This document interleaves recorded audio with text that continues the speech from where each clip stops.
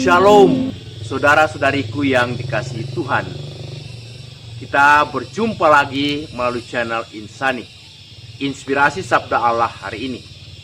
Mari kita mengawali permenungan kita dengan berdoa. Dalam nama Bapa dan Putra dan Roh Kudus. Amin. Allah Bapa yang Maha Baik, Engkau mengutus Putramu Yesus untuk menunjukkan belas kasih-Mu kepada kami, terlebih kami orang berdosa, di mana Engkau berkenan mengampuni kami lewat penyerahan Putramu Yesus di kayu salib demi menebus dosa-dosa kami. Semoga kami boleh meneladan Putramu Yesus dalam hal saling mengampuni. Demi Yesus Kristus Putramu Tuhan pengantara kami kini dan sepanjang masa. Amin.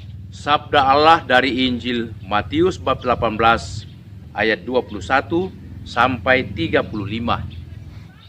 Kemudian datanglah Petrus dan berkata kepada Yesus, "Tuhan, sampai berapa kali aku harus mengampuni saudaraku jikalau ia berbuat dosa terhadap aku?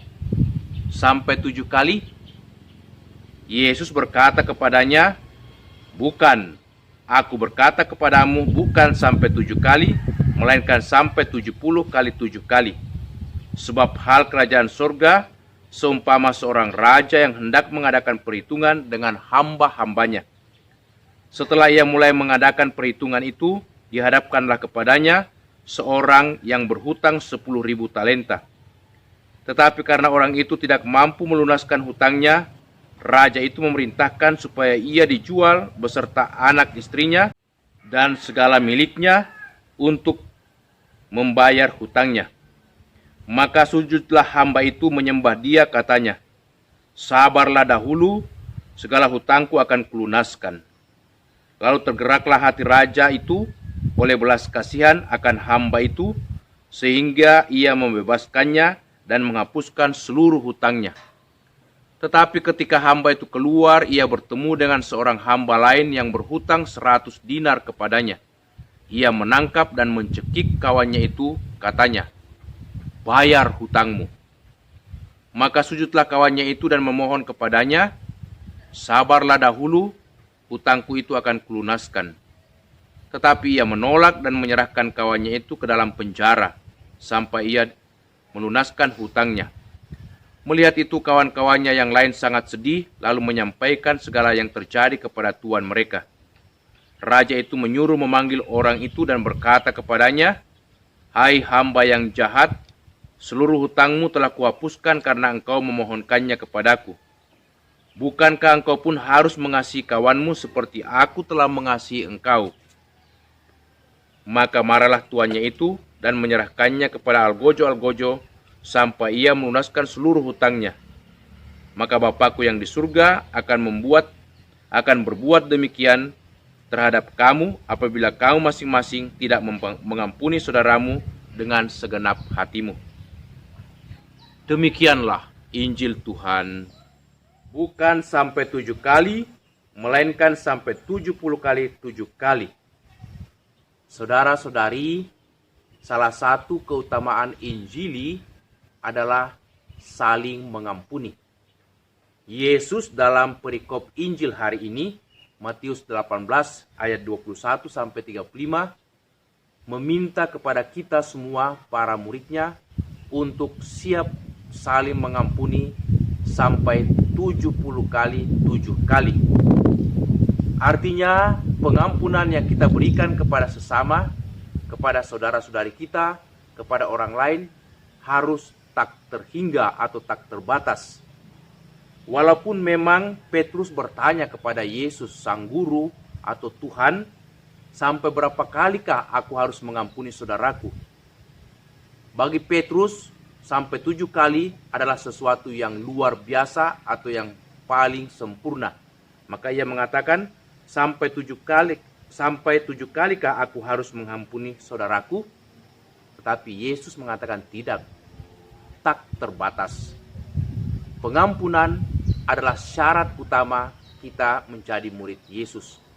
Seorang murid Yesus harus sanggup saling mengampuni, karena pengampunan yang paling utama kita terima dari Allah sendiri, Allah Bapa kita, melalui Yesus Putranya.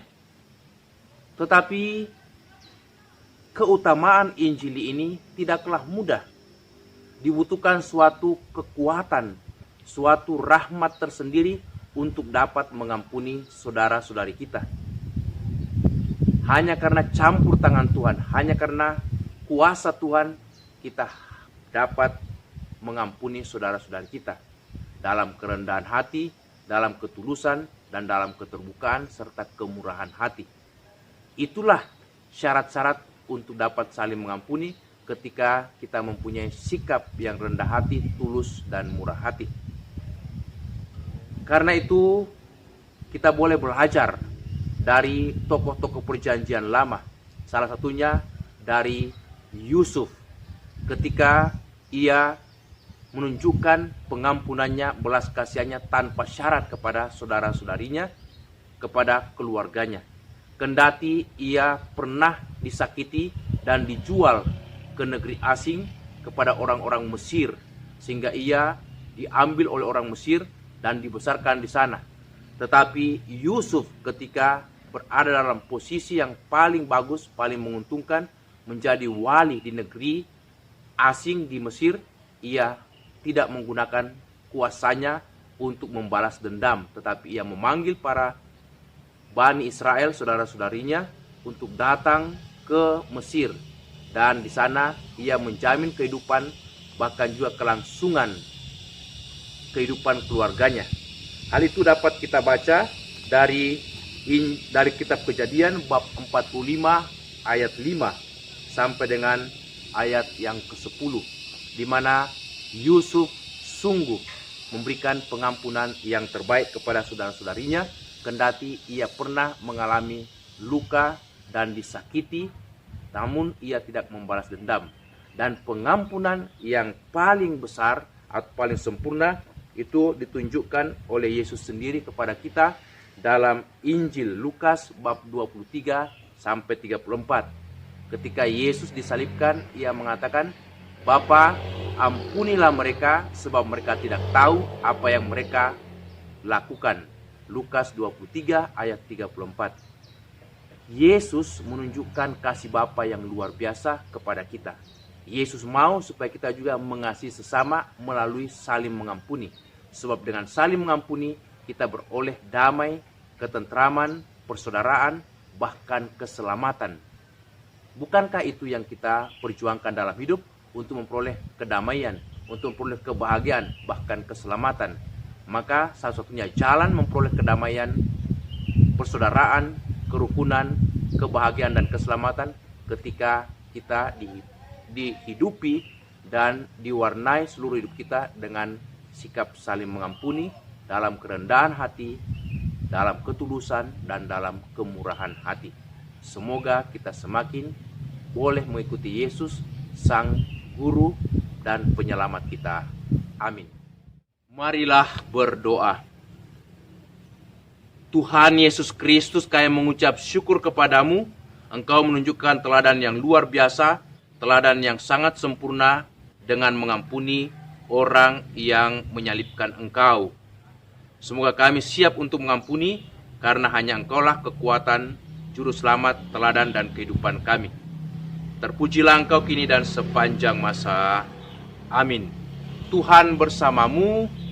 Semoga saudaraku sekalian senantiasa dilindungi, dibimbing, diberkati Allah yang Maha Kuasa, dalam nama Bapa, Putra, dan Roh Kudus.